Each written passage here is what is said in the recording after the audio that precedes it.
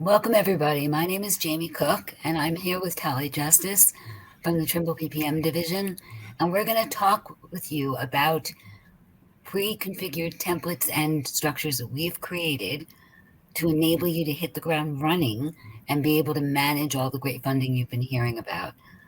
So a quick recap of what's been covered today. There are several infrastructure funding sources available. These are a few of them. And as Chris Bell mentioned to you, the grants.gov site is a place to go to get even more information.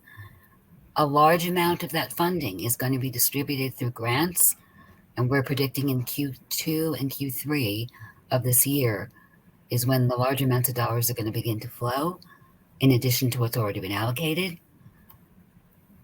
There are restricted timeframes, both for applying for the funding and for actually utilizing the funding that you receive.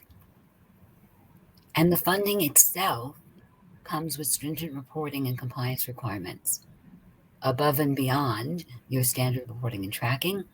And that's the funds utilization, sustainability, disadvantaged communities impact, environmental impact. All of that comes part and parcel with receiving these funds. And to get the full funding you need, you may need to do several applications. Different grants cover different parts of your projects. That's a quick recap of what was covered in the previous sessions today. I want to talk about the phrase do more with less. You've heard that a lot in these presentations as well as overall with the infrastructure funding. And want to do a little deeper dive into what that really means. So ironically, unlike most parts of our careers, money is not the primary constraint here. The real constraint in being able to be productive to maximize these funds are limited commodities, limitations in the workforce, the people, as we were talking about before, the graying and great resignation, limitations in the materials, the physical supply chain limitations, the actual cost fluctuations with the supplies, and limitations in time. There are fixed dates for receiving the funding and for using the funding, and those all constrain you, not the funding itself. In addition, if these are new projects, they're on top of your current workload, above and beyond what you guys are already trying to get done. And there's even more accountability and reporting requirements. So infrastructure funding is a blessing on the one hand, but it does create some challenges for you in trying to determine how you're going to get it all done. And if we're going to deep dive into the do more with less, I want to quickly step us back. We like to research things. We like to know the context. So I did a little research on the phrase do more with less. And this came from Benjamin Franklin originally. And the actual terms he used, the actual wording, by diligence shall we do more with less perplexity. What he was saying is if you simplify your work, you're going to get more done. And for whatever reason, everybody focused on these 4 words, do more with less. In the industrial age, people took that phrase, a French economist took that phrase and said, do more with less is using tools and machines to make your work more efficient. That's how we're going to get more done with the same or fewer resources. And then for some reason, in the Second World War, it got repurposed again. And in this case, it was do more with less. There's less to go around. Make it work. We want to go back to the industrial age translation, using tools and machines to do work more efficiently. So in the case of infrastructure funding and funding management, there's opportunities with the right tools to do things more efficiently. And these are some examples: automated configurable workflows, centralized documentation, getting all your project financial, design, legal documents in one place, and making it the definitive source so that people know how to get the most current information easily. Cost management, funds, budgets, your commitments, your actuals, your invoices, schedule management, knowing your key project program milestones, baselining, comparing it to actuals, all in a centralized place that everybody can access. Centralized place for your contacts, for your calendar. even configurable dashboards and reports to let you report on the information in the way that's most meaningful for you. All these things, any one of these things, can bring you efficiency. All of them combined can bring you exponential efficiencies. In addition to the functional capabilities, we need to be talking about risk management by choosing the right tools. So they need to be fit for purpose. I know a lot of people try to manage programs with spreadsheets or SharePoint. They'll take you to a point, but they're not purpose-built for this. And there are constraints, and in the level of funding and management and reporting you'll need to do, you're going to hit those constraints pretty quickly. They need to be trusted. You can't be looking at a tool that's been around for 6 months or a year. It has to have a long proven history. It needs to be secure. So even if you get a ton of efficiency with the functions we just talked about in the previous slide, one data breach would cost your organization more than every efficiency you gained. It's critically important that you secure your data and have a platform that can do that. And it needs to be aligned to your needs. If you have to shoehorn your business, your organization, and how you work into a tool, that is going to reduce your efficiency substantially. It needs to be available when you need it. Getting the funding this year for a tool that you won't get for 2 years isn't going to help you. How do you budget for these tools? Talked about it a little bit in the previous sessions. Infrastructure funding was very forward thinking about this. They included funding for digital transformation in the available funding you can ask for. On top of it, so as an example, in the Bipartisan Infrastructure Law, there's $100 million allocated. And the question of why are they doing this? Why are they funding digital transformation? There are some quotes directly from the legislation, but it's pretty much common sense. We want to be able to maximize efficiency. We want to be able to maximize productivity, and we want to minimize the amount of paper generation. And they want to make sure that organizations use these tools wherever possible to get maximum value, and that's why they're willing to fund them. So as mentioned before, we created 3 packages to be able to let you hit the ground running and managing your funding both for new projects and infused funding for your existing projects. I'm going to quickly describe those packages, and then Tali is actually going to walk you through the live packages. So the first of those is the Get Started package. Get Started Plus and Get Started DOT. I'll take you through each of those. Every Get Started package is designed specifically for capital program owners to manage infrastructure funding and projects and programs. Each package includes the standard eBuilder functions. They include the infrastructure-specific functions that I'll explain. It includes training classes and videos. And it runs on the platform that has been used for over 20 years. It is available for live use in weeks, not months, not years, weeks. And that's why we pre-configured everything to get it ready for you guys. So what's in the Get Started package? And this package is geared primarily towards people receiving funding to start new projects. It includes eBuilder standard projects, contacts calendar. It includes processes module, so our automated workflow module that's configurable. And we've pre-configured 4 processes for you, specifically geared for infrastructure management. So the ability to request and track your funding, the ability to have people request, approve, and automatically create the projects that are approved to support the funding, to track your action items, and to do design reviews. In addition, it comes with a central documents module with a pre-configured template, a cost module with a template that we configure to your cost requirements, schedule module with a pre-configured template, pre-configured infrastructure and standard reports and dashboards.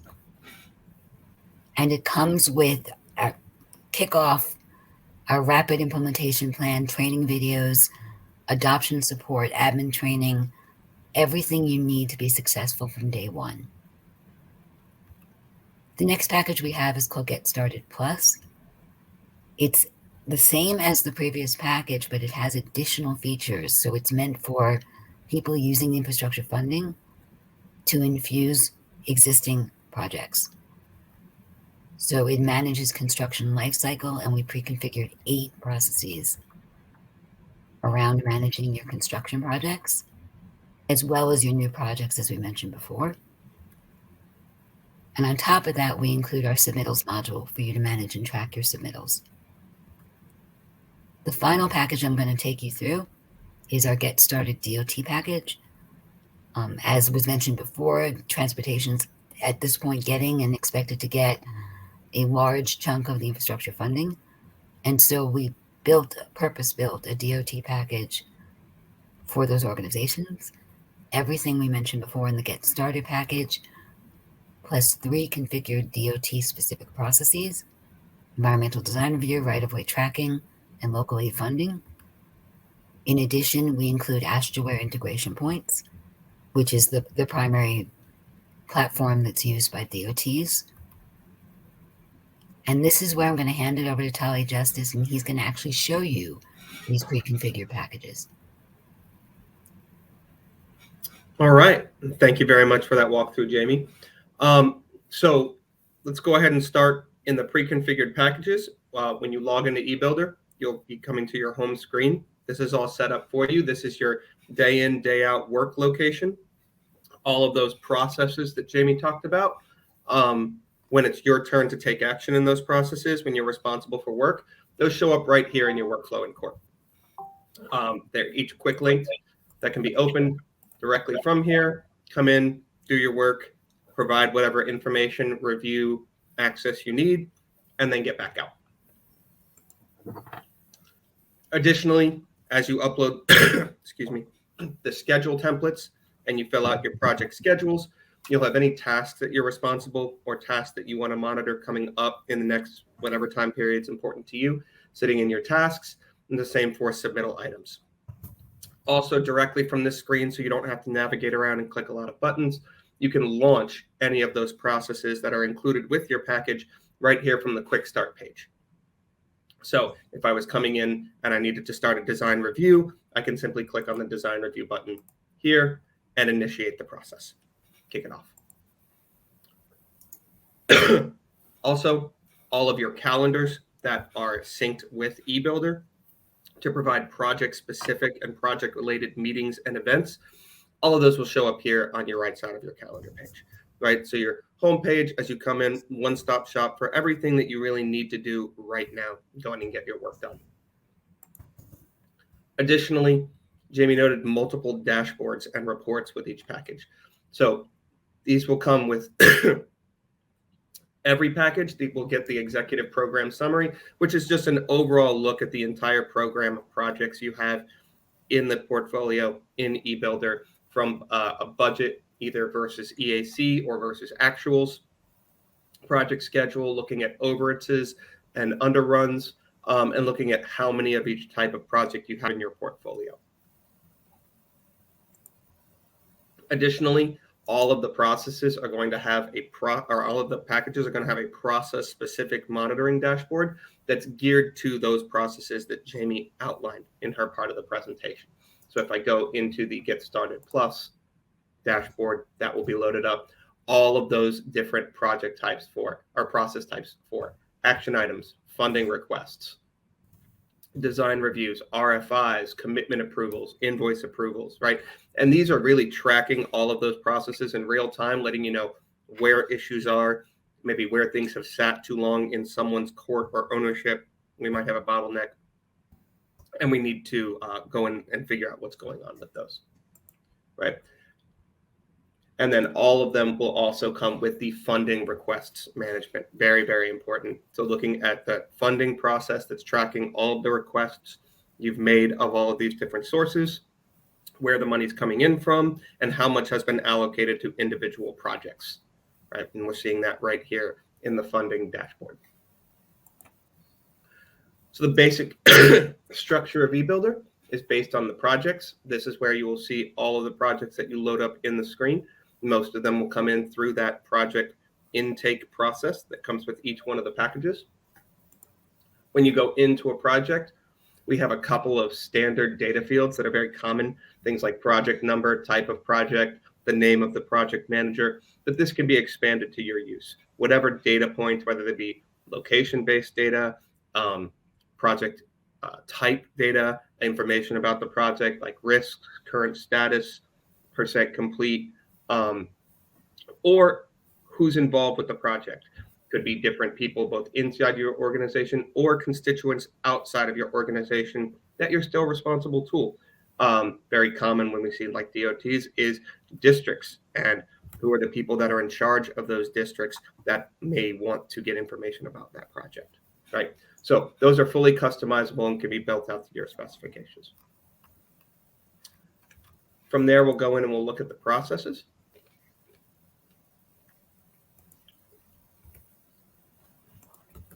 So this is the process page. This will show you all of the existing processes with a quick, easy to use filter on top. I can go into any one of the existing processes and it shows how the process is laid out. The different data points on the screen, again, nothing too complicated. Want to make this very simple to use for your people to understand quickly, pick up, and implement and utilize in a matter of days or weeks, not longer than that. So when we're talking about, for example, tracking the funding request, a subject and a description, but also some key information. Where is the funding coming from? How much is the funding assigned to this project? What are the basic use cases, or what are the projects that we are allowed, or the parts of projects that we are allowed to apply this funding to? And then any supporting documentation that may have been created as a function of receiving that funding or applying for that funding that can be attached to it in an easy to access place. When we talk about the workflows, every one of the workflows has a workflow diagram behind it, right? That shows the entire process from start to finish, who's involved with that process, but it also shows the blue ring where that process is in its current step. So you can always look at what is the next step and who is it going to, right? This is the current request review. It hasn't gotten approval yet. When I'm ready and I've got all the information correct, I will submit it for approval. Additionally, and Jamie had talked about this, knowing what's going on with your portfolio and making sure that you're doing everything correctly. That security of data, super important. You have that as well with the process.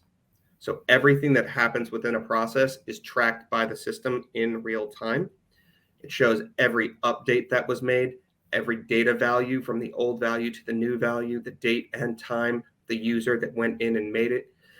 It shows every step that's been taken in that process, any duplicate steps, shows how long they've been sitting in that court, and whose responsibility it currently is, right? And as you can see, this process has been sitting in my court for quite some time. So that's the level of accuracy that you get in this data. Also fully exportable in a click of a button to Excel, CSV, if you need to take that data out of the system for whatever reason.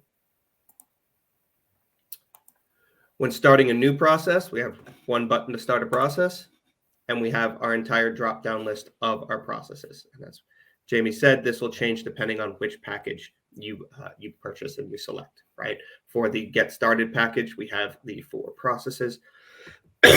Every process comes with obviously a hyperlink to initiate that process and start that green circle start step that we saw, but also a description for users to help and guide them.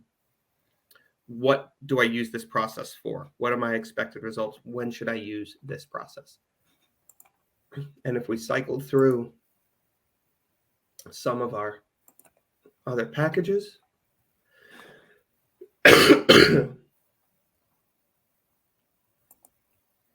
we will see those additional processes come up, right, in those separate packages. So here's our Get Started Plus, and we see all of those additional construction management processes built in for helping to manage your existing portfolio and track where these funds are being utilized. And then lastly, as an example,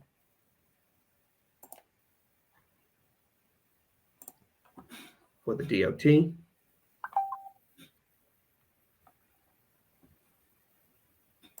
we have the DOT processes. Right, and when you start a process, you will automatically be entered into that process screen, and the process is going to tell you what you need to do. Right, so the data fields are configured in such a way that you can just read the type of data that it's asking for, and then provide that information, whether it be a drop-down list, whether it be free text to type out information, whether it be to attach documentation to that process. Just drag it from your computer, from your share drive, from wherever, and drop it right into eBuilder. And as this example of an environmental process for environmental review, right? Just all of the different types of environmental reviews that need to be tracked, and all the information that need to be gathered to get through this step in, very commonly used in many DOT projects, as you guys know.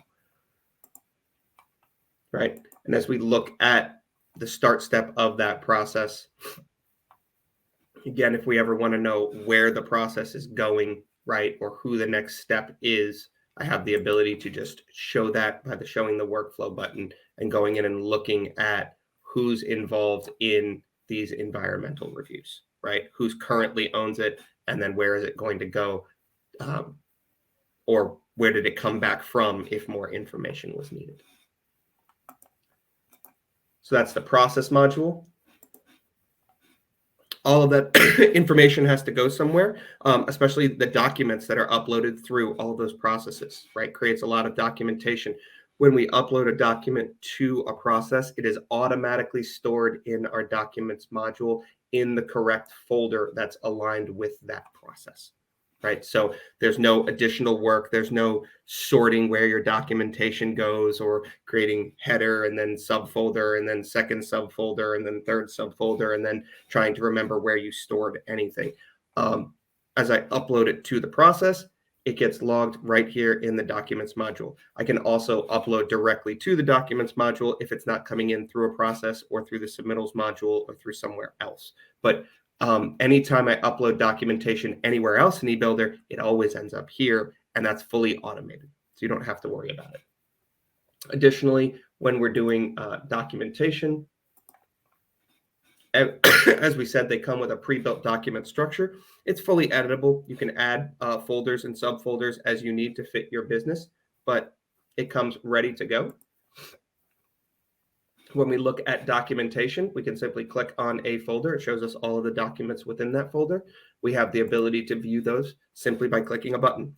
We can view any file just about without actually opening up that software, right? Whether they're Word files, Excel files, whether they're drawings, whether they're CADs, PowerPoints, Google Slides,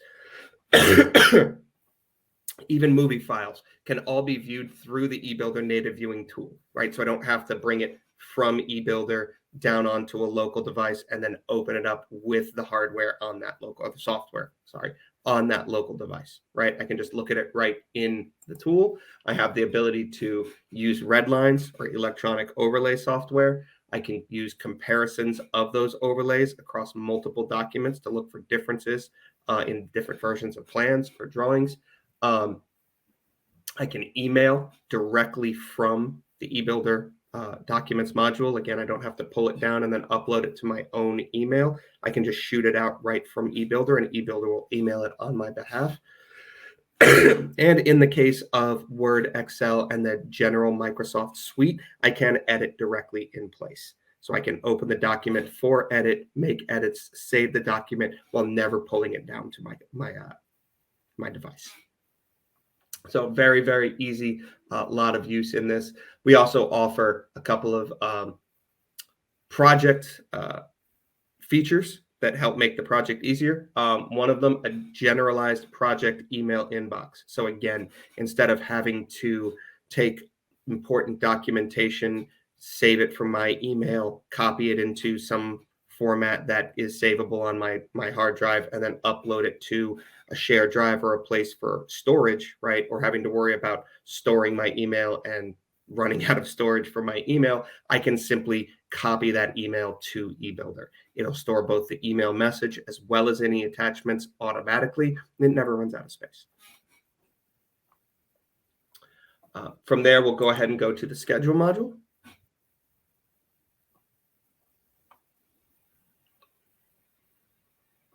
Right, and again, this is an example of our project schedule. This is a whole project schedule, milestone-based schedule, meant to be high-level project program management. And tasks can be added and deleted as needed, depending on the level of detail you want to go with your organization. This is just very, very common phase-based project delivery with the associated schedules, with the associated dependencies and links. Again, works just like any other scheduling software that you've worked with. I can add lines, delete lines. I can reorganize them by grabbing them, dragging and dropping them wherever I want to. I can work in the Gantt chart or in the individual lines. I can add columns of specific data, whatever I want to store in my schedule. Not much to talk about here other than this template's ready to go on day one. All you would come in and update is your durations and then let it run.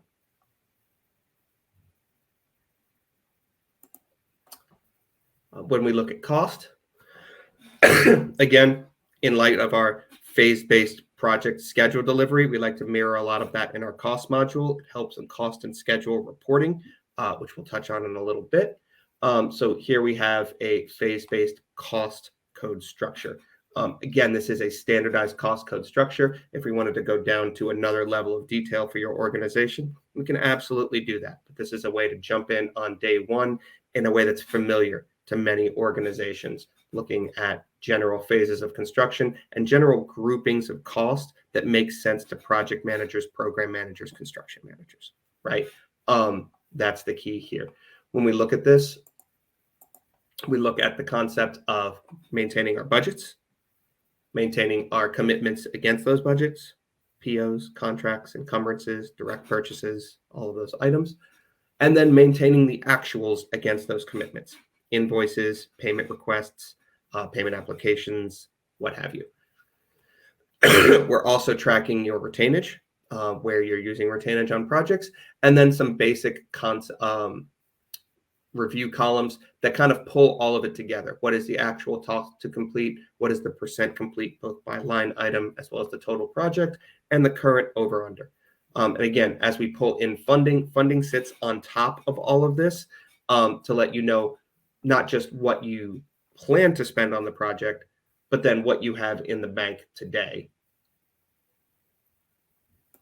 to pay for all of those commitments and the actuals against those commitments, and all of those funding sources would end up here in the funding module as they come through, and you enter them from the tracking process directly here into the module, which is very simple. Click add, type funding source,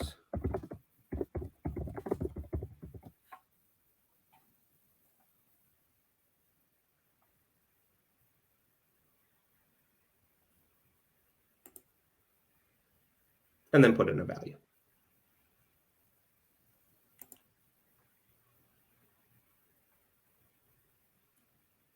Oops.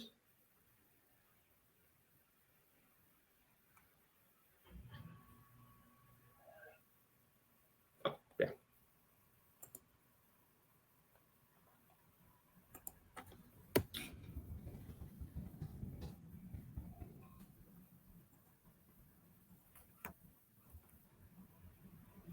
And done.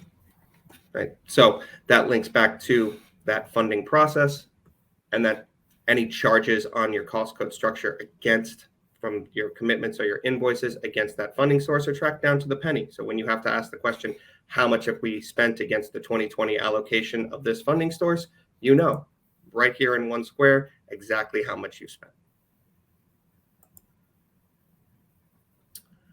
When we look at both cost as well as just general day-to-day project management, we have to tie all of those, especially those commitments, those encumbrances or POs, and the who we're paying them to companies. So we have the companies and contacts module, right? This can be populated manually or by import from whatever system you're using to manage, usually an ERP system today that's managing your commitments and invoices. We can take all of that information, import it directly through a simple Excel-based or CSV-based import, and then have all of those companies in the system ready to go. That import from that system into eBuilder is part of every package to get you guys started. Like we said, our calendars can be synced one way. That way is by creating an event in eBuilder and push it into your local calendars. So for everyone that's invited that works off of Outlook or works off of Google or works off of whatever calendar service you use, when I create a project-related meeting in eBuilder and send that meeting out, it goes ahead and creates that meeting, as well as my acceptance or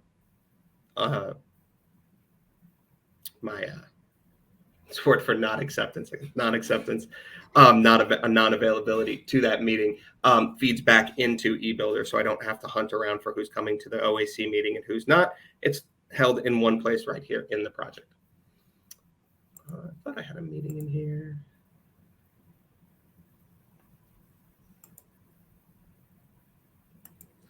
When we do meetings, another big reason we store these meetings in eBuilder that comes with the contacts module and the calendar module is meeting minutes. Can be done directly in the tool by creating a meeting. Let's just go ahead and create one for today.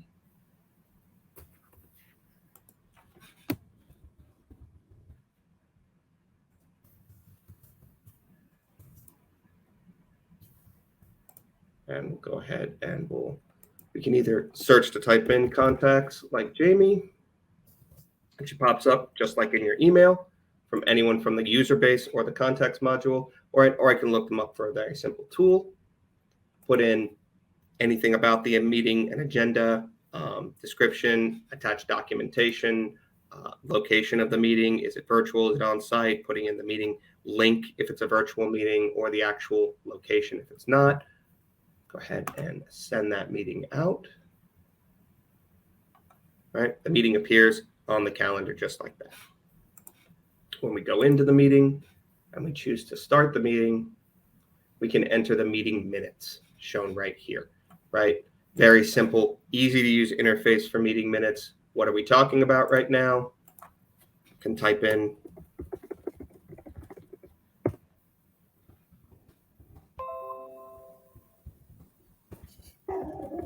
right? Again, super easy. Add the item and just keep going. Anytime we talk about the same or we carry forward our meeting activities, happens all the time, then we can view that in the description and the discussion history, right? So easy access to all of our meetings and easy publish. Here are the meeting minutes, kick them out to everyone. Good to go. All right. And so then our last item is our reports. Every one of them are going to come with a series of pre-built reports, depending on, again, which package you buy, whether it's a Get Started to Get Started Plus. They'll have executive summary reports, submittals reports, administrative dashboard reports, and those funding reports standard across all of them, as well as a very easy report builder. That is a 7-step wizard that anyone can use to build their own reports ad hoc and store them right in the system. So that pretty much wraps up the overview of all of the packages.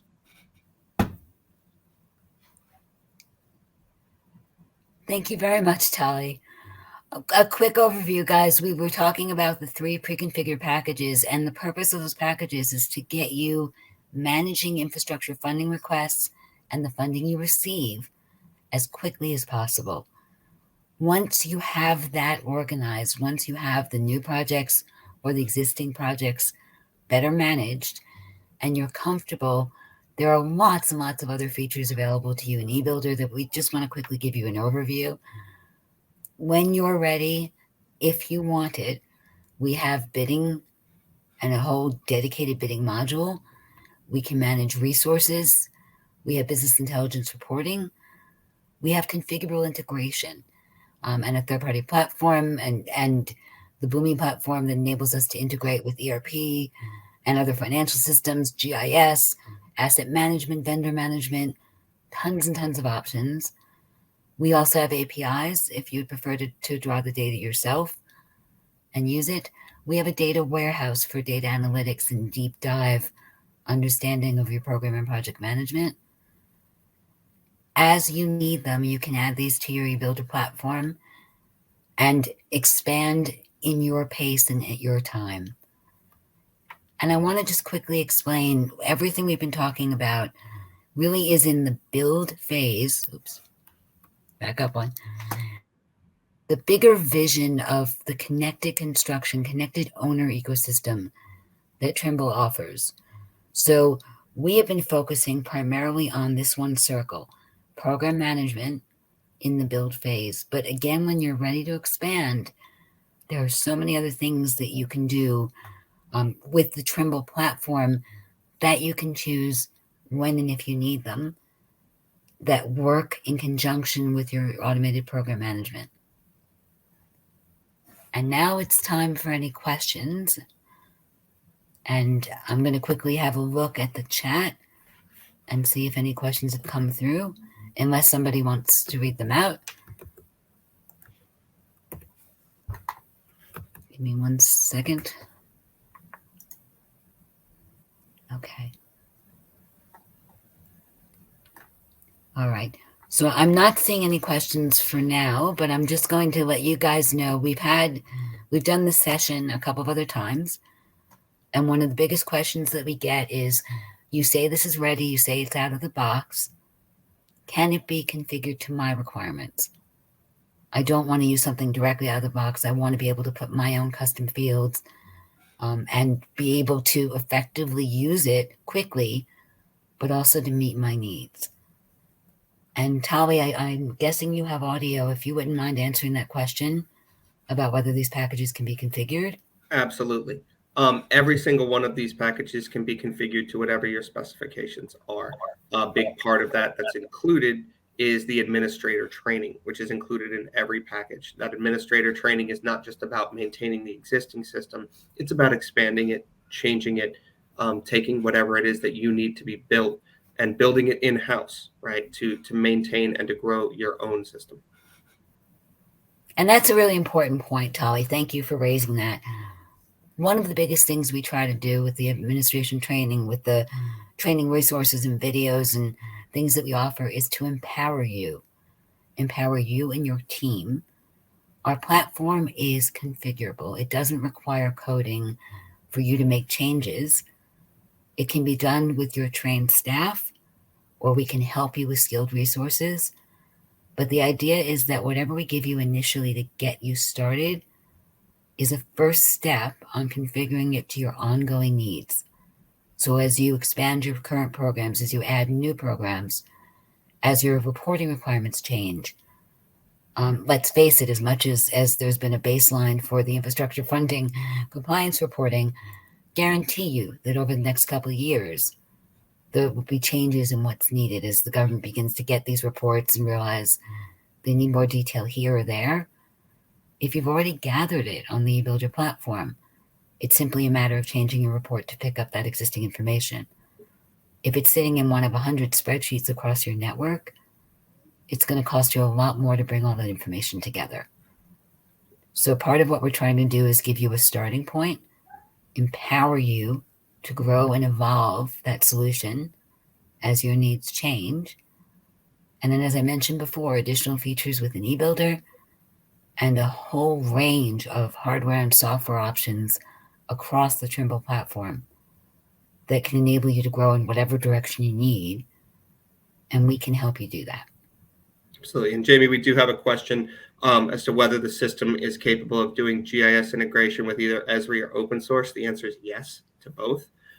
We do two-way integrations with GIS systems all the time. We pass them project data, they pass us location data, we pass them current status that can be accessed by the constituency for information about what projects are going on in their area, as well as internal to the organization. They use the information a lot to ensure we don't have project overlap and issues when we're doing projects in the same geographic space. That's great, Tali. Thank you. Are there any other questions? All right. Thank you very much for your time. Please feel free to reach out to your account manager, to our team. We will help you with whatever you need. Thank you. Thank you, everyone.